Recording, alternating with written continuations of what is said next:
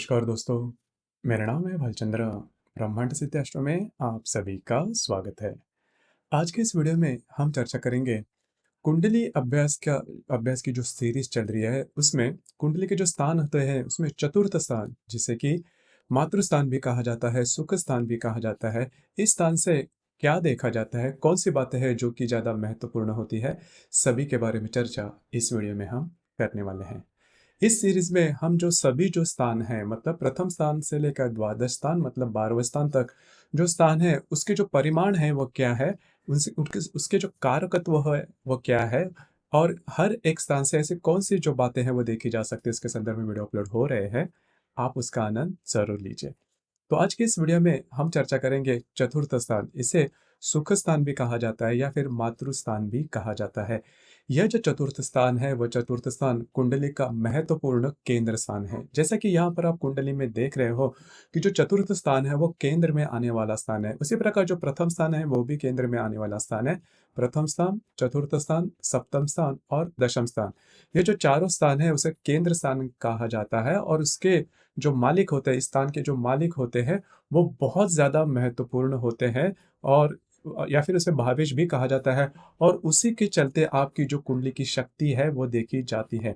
तो यहाँ पर जैसे हम बात कर रहे हैं कि चतुर्थ स्थान जो होता है वो बहुत ही ज़्यादा महत्वपूर्ण होता है, क्योंकि आपके जीवन का ज़्यादातर समय आप जहाँ पर बिताते हो जिसे घर कहा जाता है, तो आपका जो घर है उसके बारे में बहुत सी बातें यह जो चतुर्थ स्थान है उससे हम देख सकते हैं। सबसे पहले आपके और आपकी जो माँ है उनके साथ जो रिलेशनशिप है उसके बारे में भी चतुर्थ भाव से देखा जाता है। नॉर्मली हम ऐसे कहते हैं कि माँ के साथ तो रिलेशनशिप क्या देखनी है, माँ के साथ रिलेशनशिप तो काफ़ी अच्छी होने वाली है, प्यार उसमें होता है या फिर प्रेम प्रेम उसमें देखा जाता है।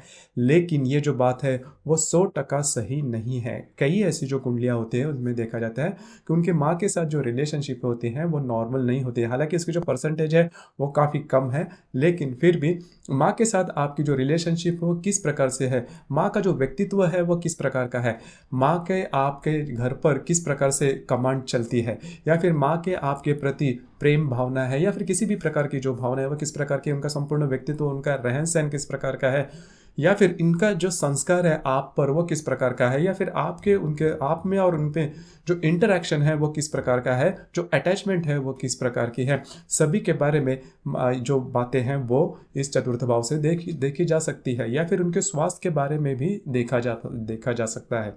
तो ये बातें हैं वो चतुर्थ भाव से काफ़ी अच्छी तरीके से या फिर डिटेल में देखी जा सकती है। उसी प्रकार आपका जो घर है वो किस प्रकार का है, मतलब आपका घर बहुत बड़ा है, बहुत अच्छा है, उसमें सभी प्रकार के जो भी लेविश जो लाइफस्टाइल है वो आप जी रहे हो, उसमें किस मतलब आपका जो जीवन है, घर का जो संपूर्ण वातावरण है वो संस्कारित है या फिर बहुत ज़्यादा फॉरवर्ड है या फिर मॉडर्न है, सभी प्रकार की जो बातें हैं, या फिर घर में रहने वाले जो व्यक्ति होते हैं उनके साथ भी आपकी जो इंटरेक्शन है, घर का जो माहौल है वो किस प्रकार का है। मतलब कई दफ़ा ऐसा देखा जाता है कि कई जो कुंडलियाँ होती है उनका जो घर का माहौल होता है वो काफ़ी अच्छा देखा जाता है, मतलब संस्कारित होते हैं, उनमें भगवान के पूजा पाठ वगैरह वो होता है। और कई ऐसी जो कुंडलियाँ होती है उनमें वह भी देखा जाता है काफ़ी डिसिप्लिन उनकी फैमिली होती है, या फिर उनके घर में कई ऐसे जो लोग होते हैं वो मिलिट्री सर्विस या फिर ऐसी किसी सर्विस से ज़्यादा ये रखते हैं। तो जो आपका घर का जो माहौल है और उससे जो आपको मिलने वाले जो संस्कार है वो भी चतुर्थ भाव से देखा जाता है, देखे जा सकते हैं।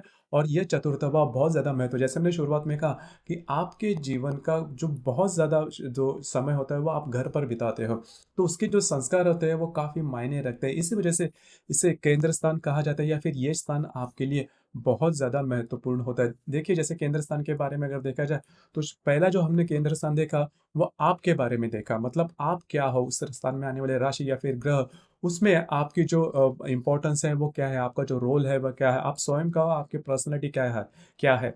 चतुर्थ भाव से देखा जाता है कि आपकी जो माँ है उनके प्रति आपके जो विचार है वह किस प्रकार के होते हैं, उनकी पर्सनैलिटी, या फिर घर के जो लोग हैं, आपके घर के जो संस्कार है, आपके घर की जो पूरी बातें हैं वो चतुर्थ भाव से देखी जा सकती है। या फिर आप में और उनमें इंटरेक्शन क्या है, घर में आप सुखी होते हो या फिर घर से बाहर ज़्यादा रहते हो या फिर घर पे रहते हो, घर के जो लोग हैं उनके साथ आपकी जो रिलेशनशिप है वो किस प्रकार से है।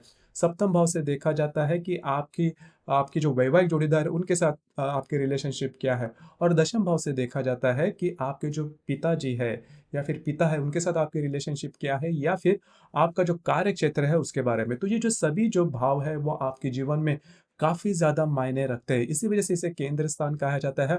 और इसके जो भावेश होते हैं या फिर इन स्थान में आने वाली जो राशि होते हैं उनके जो भावेश होते हैं, मालिक होते हैं, वो काफ़ी ज़्यादा महत्वपूर्ण होते हैं आपके कुंडली में। तो इसी वजह से ये जो केंद्र स्थान है, जो कि आपके घर के जो लोग हैं उनके साथ और आपकी जो माताजी है, आपकी माँ है, उनके साथ जो इंटरेक्शन है, वो भी देखा जाता है। उसी प्रकार आपको मिलने वाला वाहन सुख आपको मिलेगा या नहीं?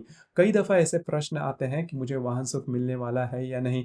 या फिर किस प्रकार का वाहन सुख मिल सकता है? देखिए, ये जो बातें होती हैं आपके चतुर्थ भाव से देखी जाती है। मतलब अगर आपका चतुर्थेश, आपके चतुर्थ भाव का जो स्वामी है, उसकी जो स्ट्रेंथ है वो आपके कुंडली में किस प्रकार से है? उसी प्रकार आपके चतुर्थ भाव में अगर शुभ ग्रह है, जैसे कि चंद्रमा, शुक्र, गुरु, ये सभी शुभ ग्रह है। अगर वो शुभ ग्रह आपके चतुर्थ भाव में है, तो आपके जो घर के लोग होंगे उनके साथ आपकी इंटरेक्शन काफ़ी अच्छी होगी, या फिर आपको वाहन सुख मिलना जैसी बातें हो सकती है। तो ये बात जान लेना बहुत ज़्यादा आवश्यक है। आपको घर का सुख काफ़ी अच्छे तरीके से मिल सकता है। अगर आपके चतुर्थ भाव या आपका चतुर्थ भाव अच्छा है, चतुर्थ भाव में शुभ ग्रह है, या फिर आपका जो चतुर्थेश है वो काफ़ी अच्छा होगा, तो इसके जो सुख है वो आपको मिल सकते हैं। तो वाहन सुख भी मिल सकता है। उसी प्रकार पालतू जानवर आपके घर में है। अभी देखिए, ये बात काफ़ी कॉमन सी है, बहुत छोटी है, लेकिन पालतू जो जानवर है उनसे उनके साथ आपकी इंटरेक्शन क्या है? देखिए, जिनके चतुर्थ भाव में शुभ ग्रह है या फिर जिनका चतुर्थ शुभ है और वो काफ़ी अच्छी स्ट्रेंथ में है आपके कुंडली में, तो उनको जानवरों के प्रति जो अटैचमेंट होती है वो काफ़ी अच्छी देखी जाती है। उनके घर में पेट्स या फिर फिश टैंक वगैरह ऐसी बातें देखी जाती है, या फिर उनके घर में हर प्रकार के सहूलियत के या फिर सुख के जो भी सामान है वो सभी देखी जाती है। आधुनिक जो सुख जिसे हम कहते हैं, अब वो तो बदलते रहते हैं, लेकिन वो सभी जो सामान है वो उनके घर में रहते हैं, और हमेशा वो यही चाहते हैं कि उनके घर में अब बहुत जो लाइफ़स्टाइल है वो फॉरवर्ड रहे, काफ़ी अच्छा रहे, और सभी प्रकार के जो अधिभौतिक जो सुख के जो भी सामान है वो उनके घर में रहे। तो ये बातें अगर आपके चतुर्थ भाव में शुभ ग्रह या फिर आपका चतुर्थेश काफ़ी अच्छा है, स्ट्रेंथ है आपकी चतुर्थेश को, तो ये बातें आपके जीवन में या फिर आपके घर में हो सकती है। या फिर उनकी जो जीवन शैली होती है वो भी काफ़ी आधुनिक होती है, उनकी जो थिंकिंग होती है वो भी आधुनिक देखी जाती है। उसी प्रकार जो उच्च शिक्षा होती है, मतलब उच्च शिक्षा यानी कि जो नॉर्मल शिक्षा है उससे काफ़ी ऊँचा, जैसे कि अभी के दौर में बाहर जाना या फिर अब्रॉड जाके शिक्षा लेना, जिसे उच्च शिक्षा कहते हैं। तो ये जो उच्च शिक्षा है वो या फिर आधुनिक शिक्षा, वो आप ले सकते हो या नहीं, या फिर कौन से क्षेत्र में हो सकती है, वो आपके चतुर्थ भाव से देखी जाती है। हालाँकि आपकी जो नॉर्मल शिक्षा है, एजुकेशन है, वो आपके पंचम भाव से देखा जाता है, लेकिन उच्च शिक्षा जो है वो आपके चतुर्थ भाव से देखी जाती है। उसी प्रकार आपके जीवन के जो अंतिम क्षण है या फिर अंतिम जो कालावधि है वो किस प्रकार का होगा? देखिए, ये प्रश्न बहुत ज़्यादा पूछा जाता है, क्योंकि आजकल होता क्या है कि जो बच्चे हैं वो माँ-बाप की ज़्यादा नहीं सुनते, या फिर वो नॉर्मली बाहर जाकर सेटल होते हैं, या फिर ऐसे भी होता है कि उनसे मतलब जैसे ही जो बच्चे हैं वो बड़े हो जाते हैं, तो माँ-बाप के प्रति उनका जो लगाव होता है वो कम होता है, या फिर अटैचमेंट होती है वो थोड़ी कम होती है। तो इसी के चलते इस प्रकार के जो प्रश्न होते हैं वो काफ़ी पूछे जाते हैं। तो अगर आपका चतुर्थेश अच्छा है या फिर आपके चतुर्थ भाव में अगर अच्छे ग्रह हैं, तो आपका जो अंतिम समय है वो काफ़ी अच्छा और शांततापूर्वक बीतेगा। और एक बात है, छोटी-सी बात है, लेकिन आज के जीवन में काफ़ी ज़्यादा इसके मायने होते हैं। नींद, नींद आपको अच्छी आती है या नहीं? देखिए, नींद ऐसा अगर हम कहें कि नींद तो बहुत नॉर्मल है, ये बात कुंडली से कैसे देखी जाए, तो हर एक बात देखी जा सकती है, छोटी से छोटी बात भी देखी जाती है, सिर्फ़ आपको वो देखनी आनी चाहिए। तो अगर और नींद इतनी महत्वपूर्ण है कि अगर आपको नींद बहुत साउंड रहेगी, बहुत अच्छी रहेगी, तो जो आपका पूरा दिन है वो काफ़ी अच्छे तरीके से बीत सकता है। एक तरफ से देखा जाए तो कम से कम आपका जो 1/3 लाइफ़ का जो पार्ट होता है, वो आप नींद में ही बिताते हो, तो नींद बहुत इम्पोर्टेंट होती है।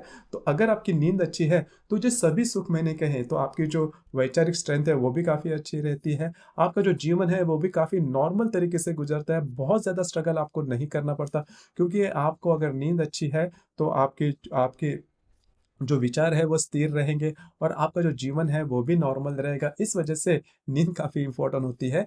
तो अगर आपका चतुर्थेश काफ़ी अच्छा है, उसकी स्ट्रेंथ आपकी कुंडली में अच्छी है, या फिर अगर कुंडली में चतुर्थ भाव में शुभ ग्रह है, तो आपको नींद काफ़ी गहरी आती है और आपके जो विचार है रहते हैं वो काफ़ी स्थिर देखे जाते हैं। तो दोस्तों ये था चतुर्थ भाव। चतुर्थ भाव में आने वाले जो ग्रह या फिर चतुर्थ भाव से कौन-सी बातें हैं वो देखी जा सकती है उसके बारे में चर्चा। आपको ये वीडियो कैसे लगा? आपने किस प्रकार से अनुभव किया? नीचे कमेंट बॉक्स में ज़रूर कमेंट करना। और अपना जो चैनल है ब्रह्मांड सिद्धि एस्ट्रो इसे भी लाइक, शेयर और सब्सक्राइब ज़रूर करना। धन्यवाद।